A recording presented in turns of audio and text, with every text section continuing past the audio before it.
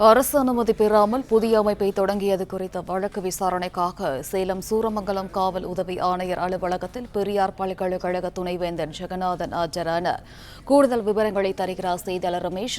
வணக்கம். விவரம். வணக்கம்.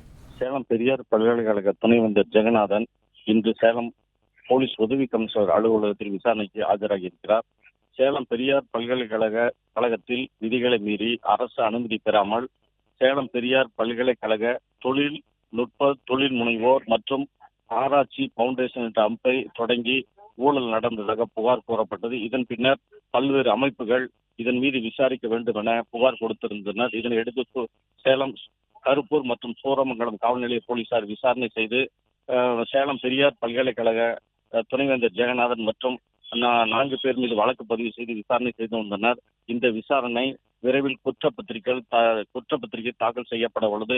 இதனையடுத்து இன்று சேலம் சூரமங்கலம் பகுதியில் உள்ள போலீஸ் உதவி கமிஷனர் அலுவலகத்திற்கு துணைவேந்தர் ஜெகநாதன் ஆஜராக வேண்டும் என சம்மன் அனுப்பப்பட்டிருந்தது.